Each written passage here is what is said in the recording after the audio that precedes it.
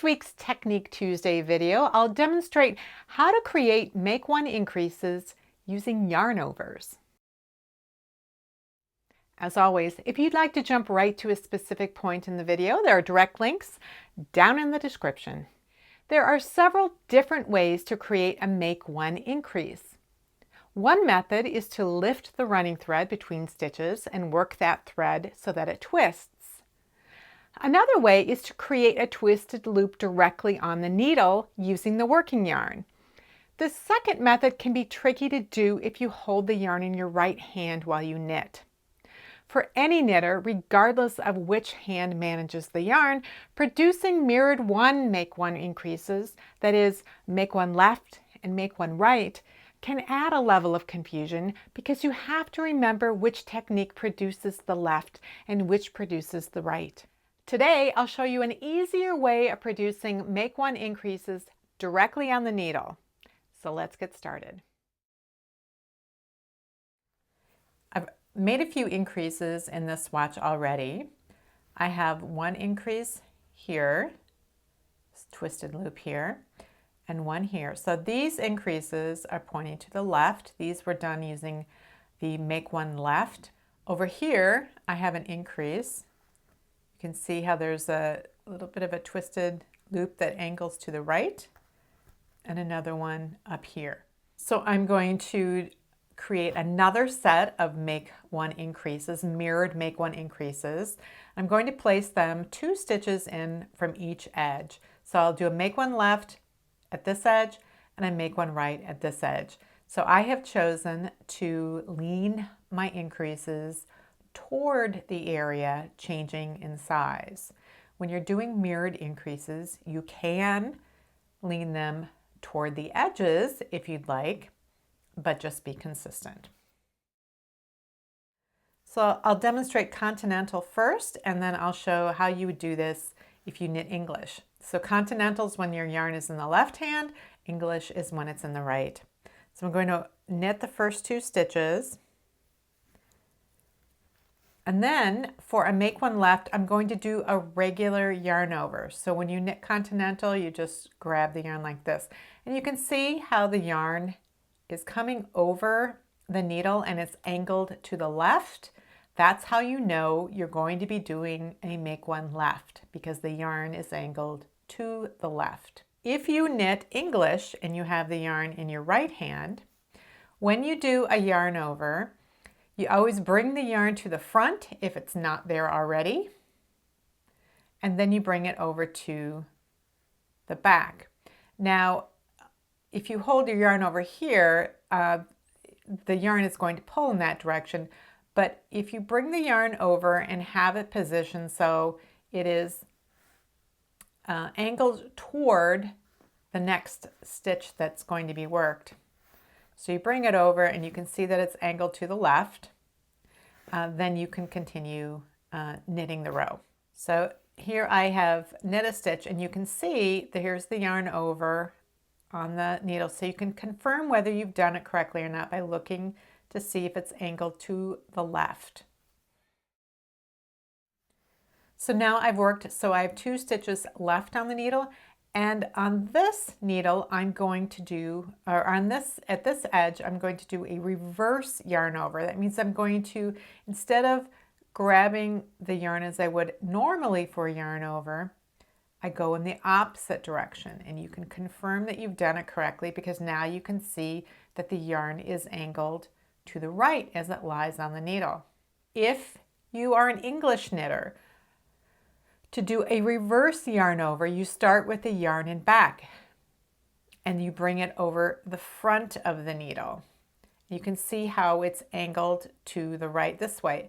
It will look different once you pull it back to get in position to knit, but once it's over the needle initially, it will be angled to the right. And again, you can confirm that you've done this correctly after you have knit the stitch, because you can look after you've knit the next stitch, because you can see that the yarn is sitting on the needle so that it angles to the right. Whether you're going to be knitting in the round or you're going to be working flat, you're going to work the yarn overs you're going to approach them in the same way. So I'm going to show you first what you would do if you were knitting in the round. So I'm going to pretend that I'm knitting in the round by just dragging this yarn across the back and keeping it loose, and then I'm going to knit across. So here is that left leaning yarn over that I created, and I want this to be a left leaning increase. I'm knitting through the trailing leg. So the leading leg of this yarn over is the leg that's closest to the tip of the needle, and the trailing leg is the one that's closest to the second stitch.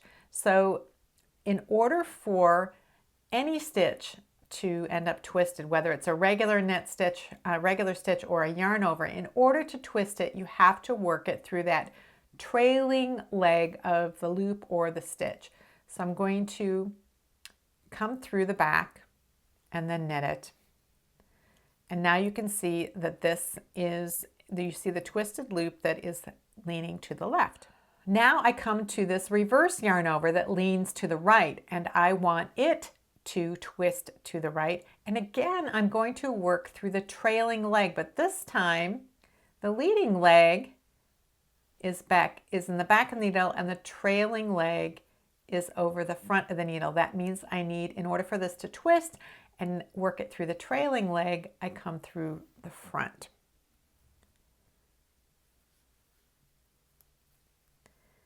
And now you can see that this twists to the right.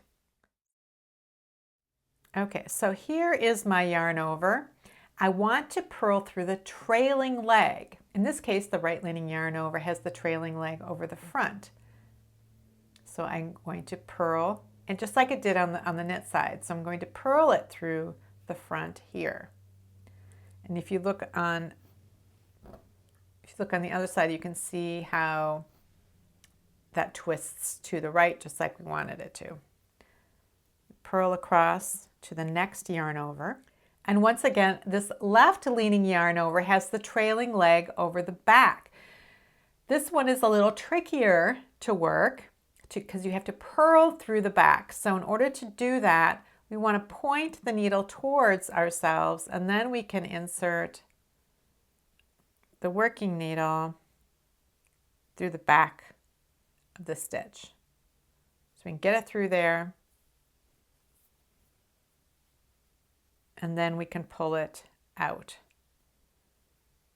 And I will finish the row. And you can see how we've got the left leaning twist here, and we have the right leaning twist right here.